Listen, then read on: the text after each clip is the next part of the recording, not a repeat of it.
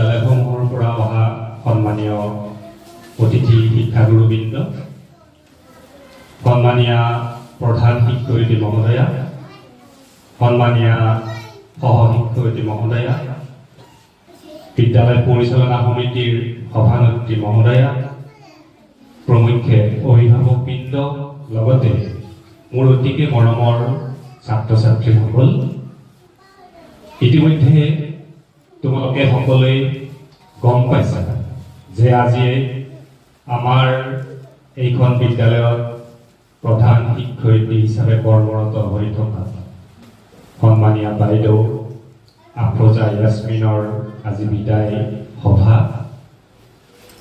এই বিদায় সভা আজি উপস্থিত হ'বলৈ পাই আমি নিজেও অকণমান দুখ অনুভৱ কৰিছোঁ, যিহেতু একেলগে ইমান কেইবছৰ একেখন বিদ্যালয়তে কাম কৰাৰ পিছত বিভাগীয় নিৰ্দেশনা মানি আমি অনিচ্ছাকৃতভাৱে হ'লেও আজি আমাৰ মৰমৰ বাইদেউগৰাকীক আমাৰ বিদ্যালয়ৰ পৰা বিদায় দিব লগা অৱস্থা হৈছে। এনেকুৱা এটা অৱস্থা অসহনীয় যদিও বিভাগীয় নিৰ্দেশনা অমান্য কৰাটো কোনো কাৰণতেই যুক্তিসংগত নহয়। আজি ইমান বছৰ আমাৰ মাজত থাকি আমাৰ ছাত্ৰ ছাত্ৰীসকলক জ্ঞানৰ আলোকেৰে আলোকিত কৰি সমাজৰ এজন সুস্থ সবল নাগৰিক হিচাপে গঢ়ি তোলাত তেখেতৰ যিমানখিনি অৱদান আছে সেয়া আমি নতশিৰে স্বীকাৰ কৰিছোঁ। লগতে এই বিদ্যালয়খনৰ উন্নয়নৰ দিশত তেখেতৰ যিখিনি অৰিহণা সেয়া আমি সদায় মনত ৰাখিম। বাৰু যিয়েই নহওক, বিদায় সভাখন যিহেতু আমি অনুষ্ঠিত কৰিবই লাগিব আৰু তাতে আপোনালোক অভিভাৱকবৃন্দ বিশেষকৈ উপস্থিত হোৱাৰ বাবে আমি নথৈ আনন্দিত হৈছোঁ। আজিৰ এই বিদায় সভাখন পৰিচালনা কৰিবলৈ আমাৰ ওচৰৰে বিদ্যালয় কলাবাৰী প্ৰাথমিক বিদ্যালয়ৰ প্ৰধান শিক্ষক মহোদয় আমি আহ্বান জনাইছিলোঁ। তেখেত আহি আমাৰ মাজত ইতিমধ্যে উপস্থিত হৈছে। আমি তেখেতক আজিৰ এই সভাখনৰ সভাপতিৰ আসন গ্ৰহণ কৰি সভাখন পৰিচালনা কৰিবলৈ মই অনুৰোধ জনাইছোঁ। লগতে আজি এই সভাৰ কাৰ্যসূচী এখন মই তেখেতৰ হাতত অৰ্পণ কৰিছোঁ। বিশিষ্ট শিক্ষক তথা আমাৰ চিআৰচি মহোদয়, ইয়াৰ উপৰিও আৰু দুই এজন অতিথি আমাৰ আহি পাইছে। গতিকে এই অতিথিসকলৰ ফালৰ পৰা মই নাম ধৰি নকওঁ, দুই এজনে, কাৰণ আমিও স্কুলৰ অতিথিসকলৰ ফালৰ পৰা নিজে ইচ্ছাকৃতভাৱে একেবাৰে চমুকৈ দুই এষাৰ বক্তব্য ৰাখিবলৈ মই অনুৰোধ জনাইছোঁ। প্ৰথমে আমি ইমান আনন্দিত যে আমাৰ এই পিছপৰা অঞ্চলৰ দুখীয়া দুখীয়া ল'ৰা ছোৱালী যি এটা মৰম লগা পৰিৱেশত যিখিনি আগুৱাই লৈ গৈছে, আমি নথৈ আনন্দিত। আমি তেখেতক কৃতজ্ঞতা জ্ঞাপন কৰিছোঁ। তেখেতৰ এই সেৱা, যি সেৱাৰ দ্বাৰা আমাৰ অঞ্চলত মানৱ সম্পদ গঢ়িছে আৰু এই 10 বছৰত বহুত ছাত্ৰ ছাত্ৰী ইয়াৰ পৰা হয়তো উৎসাহিত হৈ আছে আৰু শৈক্ষিক দিশৰ পৰা অফিচিয়েলি আমাৰ এই স্কুলখনত বহুত সুনামো কৰিছে। এইবাৰো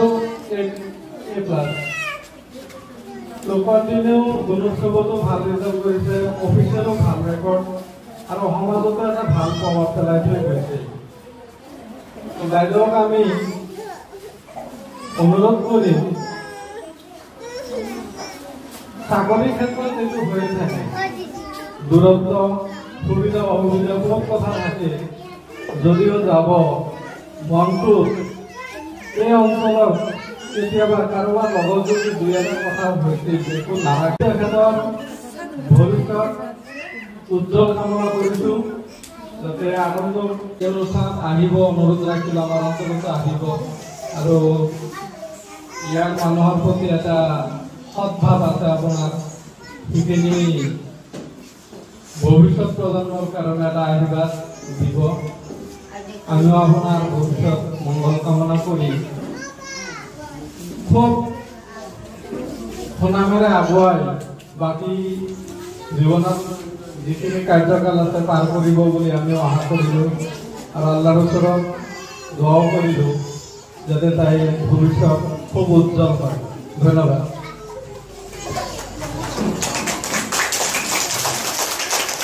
আমাৰ চক্ৰৱৰ্তী এগ্ৰি স্কুলৰ সহকাৰী শিক্ষক মহোদয়ে খুব ধুনীয়াকৈ যিখিনি বক্তব্য ৰাখিলে তাৰ কাৰণে তেওঁক মই ধন্যবাদ জ্ঞাপন কৰিছোঁ। এতিয়া আৰু কাকিমাৰী প্ৰাথমিক বিদ্যালয়ৰ শিক্ষক মোহাম্মদ বিল্লাল হুছেইনক চমুকে দুই এষাৰ ক'বলৈ মই অনুৰোধ জনাইছোঁ। মানে আন্তৰিকতাৰেহে আমি এই কামটো কৰিব পাৰোঁ। তো বাইদেউ আমাৰ ইয়াত আহি আন্তৰিকতাৰে যিখিনি বৰঙণি আগবঢ়াই থৈ গ'ল তাৰ কাৰণে আমি এই অঞ্চলবাসী সদায় বাইদেউৰ ওচৰত আমি ঋণী হৈ থাকিম। সেইটো আমি পৰিশোধ কৰিব নোৱাৰোঁ। তো এই কথাটো ক'লে আৰু বাইদেউৰ ভৱিষ্যত জীৱনত কৰ্মজীৱনত আৰু অধিক উন্নতি কামনা কৰি বাইদেউৰ দীৰ্ঘায়ু কামনা কৰি আৰু যদি বাইদেউৰ লগত আমি সহকৰ্মী হিচাপে হয়তো ক্লাষ্টাৰ মিটিঙে হওক ব্লক মিটিঙতে হওক বা কেতিয়াবা যদি কোনো ধৰণৰ যদি মতানৈক্য কেতিয়াবা হৈছিল বাইদেৱে এইবিলাক ধৰি নাৰাখি আমাকো আশীৰ্বাদ কৰিব আৰু আমিও আশীৰ্বাদ কৰোঁ। বাইদেউৰ দীৰ্ঘায়ু কামনা কৰোঁ, বাইদেউৰ ভৱিষ্যত উজ্জ্বল কামনা কৰি মোৰ বক্তব্য সামৰিছোঁ।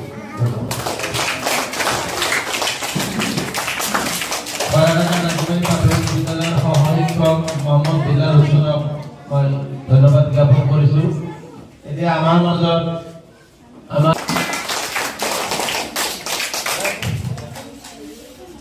উপস্থিত আমাৰ মাজত থকা বিভিন্ন বিদ্যালয়ৰ শিক্ষক বন্ধুসকল, আমাৰ মাননীয় চিয়াচী মহোদয় আৰু আমাৰ বিদায়ী শিক্ষয়িত্ৰী আফৰোজা ইয়াছিন, সকলোকে মই অন্তৰেদি শ্ৰদ্ধা নিবেদন কৰিছোঁ। লগতে উপস্থিত থকা আই মাতৃসকল আৰু আমাৰ কণ কণ ছাত্ৰ ছাত্ৰীসকল, তেওঁলোককো মই সন্মান আৰু মৰম যাচিছোঁ।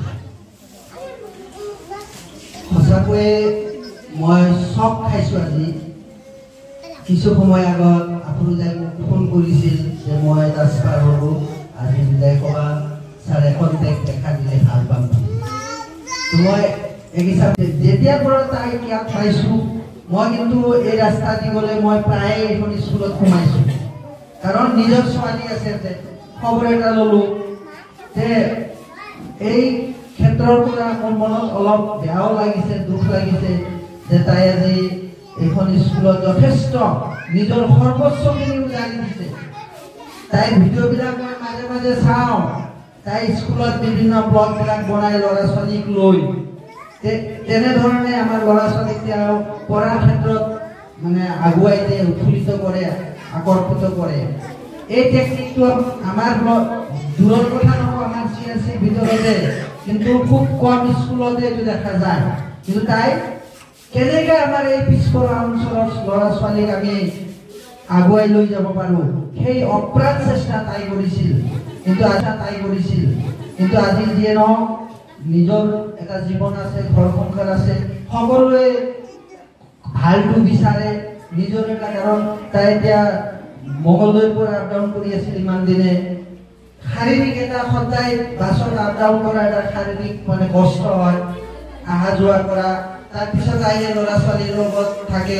কিন্তু এটা কথা, আমি স্কুলত অহাৰ পিছত আমাৰ যিমান ভাগৰ নাথাকক, এই ল'ৰা ছোৱালীৰ লগত যেতিয়া আমি উদ্যমত জড়িত হৈ থাকোঁ, আমাৰ এই ঘৰৰ কথাবিলাক আমি পাহৰি যাওঁ। সিহঁতৰ লগত ল'ৰা ছোৱালীৰ দৰে হৈ পেলাই আমিও হাঁহি ফূৰ্তি ধেমালিৰ মাজতে দিনটো অতিবাহিত কৰোঁ। সেই স্কুলৰ সময়খিনি কিন্তু কেতিয়া পাৰ হৈ যায় আমি গম নাপাওঁ।